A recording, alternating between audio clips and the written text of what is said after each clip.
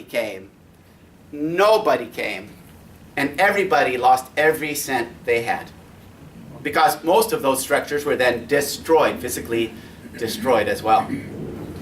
So,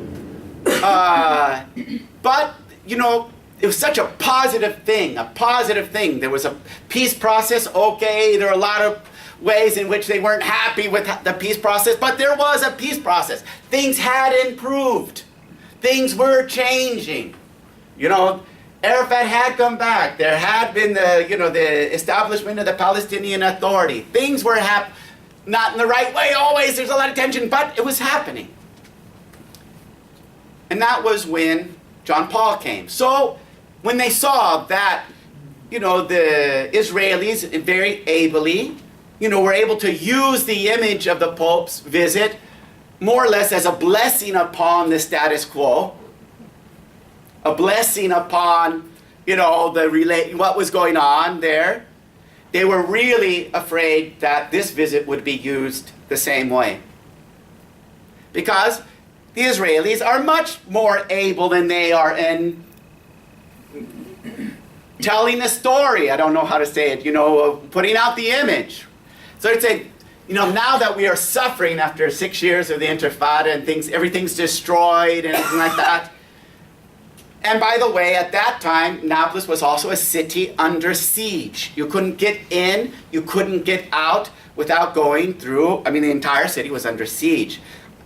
Every time I went in, it never took me less than 2 or 2.5 hours to convince them to let me in, you know. And I was lucky just to get in. So there was just all this tension of how they were suffering. They were poor, they were starving, they had lost all their people, everyone was fleeing. And they felt that it would just get worse with a visit from. So we don't want him, we don't want him. We got it? Well, so I didn't know what to do about this, and I would scream at this guy in my office, not in the church, you know. I would scream at this guy, you can't be getting up at the end of Mass and saying, we don't want the Pope to come, you know. And then I would argue with him about the substance of it as well. But finally I had a brilliant idea, because at the one Mass that the Pope would say at Bethlehem on the West Bank, there would be 40 Palestinians would receive communion from the Pope himself. And I went to the Pope, to the Patriarch, explained the situation. And I said, couldn't you get this guy to be one of the 40? And he said, yeah. And when I communicated to him that he would be one of the 40, he started to say at the end of the Mass, the Pope is coming, the Pope is coming. Because why? Because he thought that he was coming for him. And that was the point. But it was this visit that changed it all for me. How? I needed to tell all these details so you would see the situation. Well, there was the day of the Mass in Bethlehem. And I was working on the entourage of the Pope at the time, so I was not with my parish, and they came independently.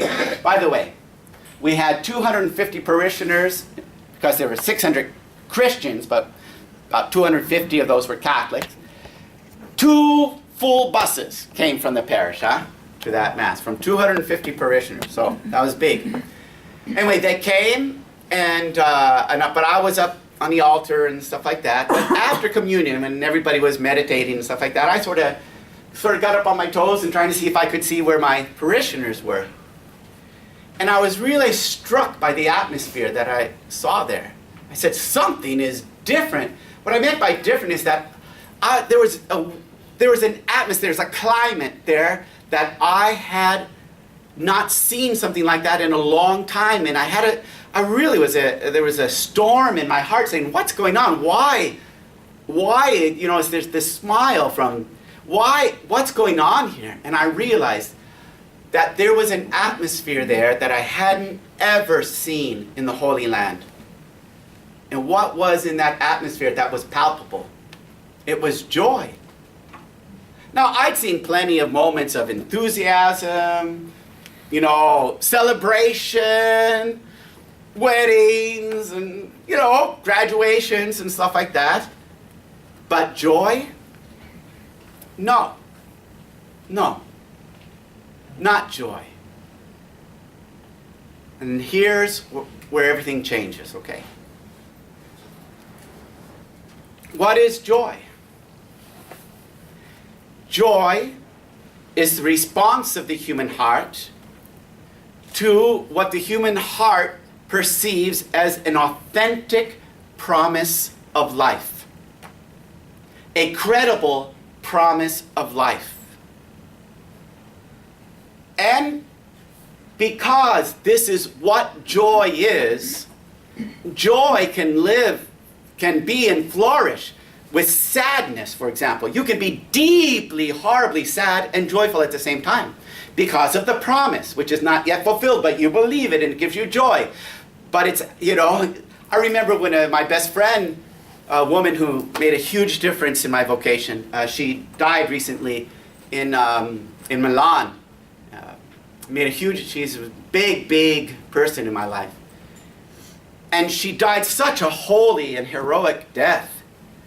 And it was such a witness of the promise of eternal life that is ours in Jesus Christ, that it's real. And when you saw how it sustained her and, against all odds, it was amazing. And yet I was terribly sad. I was ecstatically joyful and terribly sad at the same time. But joy and fear cannot go together. What was not there for that moment, at least in that plaza in front of the manger square, in front of the Church of Nativity of Jesus Christ, was an absence of fear. But that is, we all live in fear. We are all subsumed in fear. We are like that fish in the water. Remember I talked about that fish in the water? What's water? Well, we're the same thing as fear. What's fear? We don't even know we're afraid. We are so swimming in it. We don't even know how to identify it anymore unless there's some particular... But believe me, we're being manipulated constantly because we are swimming in fear. We're swimming in it. But much more so there. Because these are two parts in conflict. And because they're in conflict, there are two things going on. One is they both want to make the other as afraid as they can of them. To have power over them. So the Israelis are doing everything they can, which is a lot, to make the Palestinians afraid, and the Palestinians do what they can, which sometimes is horrible, to make the other side afraid. But it's not just that. Also within their own communities. In order for Netanyahu, for example, it wasn't only him, but he's there now, to win the votes, he has to make the people, if you vote for anyone else, then you're in danger of being killed by these others. The point is to keep power, the people inside the country, completely blow on the flames to increase them of fear for their own power. Does that make sense? For a sense of unity among themselves. So among the, they're trying to increase the fear of the other among themselves because that's how they maintain unity. Does that make sense, what I'm saying? Mm-hmm. So fear is the tide that's running through everything there. And in that moment, there was no fear. There was no fear. And it was another world. And it wasn't because we're not going to be afraid anymore, there's nothing to be afraid of anymore. No. Everything that there is to be afraid of was still there. But what was there? Something that communicated to us someone, in Benedict XVI, who communicated to us a promise that is believable of life. And when you believe in the promise of life, you're not afraid. Because the only source of fear is death. The only source of fear is death. And therefore, there's a seat here, there's a seat here. Okay. And therefore,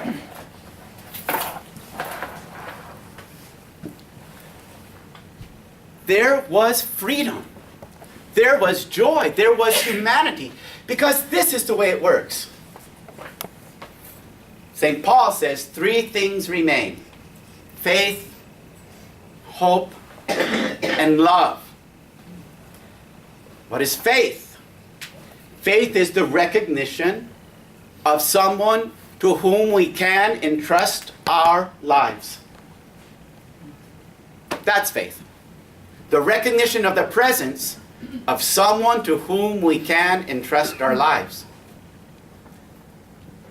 Hope is therefore the fruit of that. Then I can live. If he's here, okay, let's get going, you know. Let's get going. And in fact, on that note, I'll just say something. Talking this over with the same head of the parish council afterwards, he was an engineer, but his passion, of course, like all Palestinians, from the age of 5 on up, is politics. And he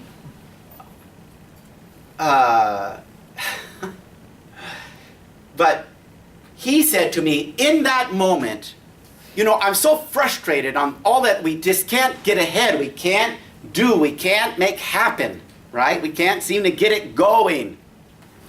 We're always blocked, and I'm always frustrated by that. He says, in that moment, I could see 1,000 steps that we could take. Because when you're afraid, you're like this.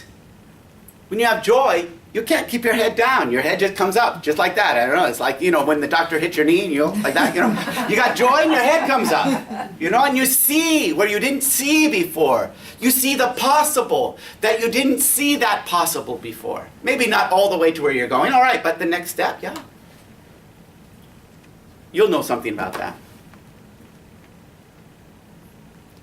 And hope, therefore, is life lived without fear.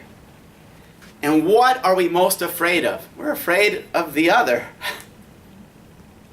So what does faith and hope give us? The possibility to love. To love. And we didn't have it before because we were afraid. And that really gave to me a way to be there with my friends and with my not friends and with others, to really always be looking for signs of the presence. Always. And to be open to an unexpected communication, a sign, you know, a change in someone that I didn't expect, a positivity that reasonably I could not have foreseen. To say, he is here, he is at work, I trust him. And I found that that was contagious. That was contagious. We started, 2 years after that, I started a school of community in Ramallah. This community still remains, but they're not studying Jusani anymore. They found that too hard. Too hard to do by themselves. And then, you know, there's nobody who is coming from Jerusalem to do it because none of them speak Arabic. You know, so that might be changing soon. But that's another story. So, but I still go there several times a year. Why do they stay together? Because together they knew a joy they had not known otherwise. And that's freedom. Joy equals freedom. Because when are we in prison? When we have to be afraid. And we are always afraid. Which brings me to the second part and shorter part of my talk, and then I'm done, okay? I guess I'm running out of time. I don't know. What time is it? 8? You're good, you're good. Okay. So, Start. the second part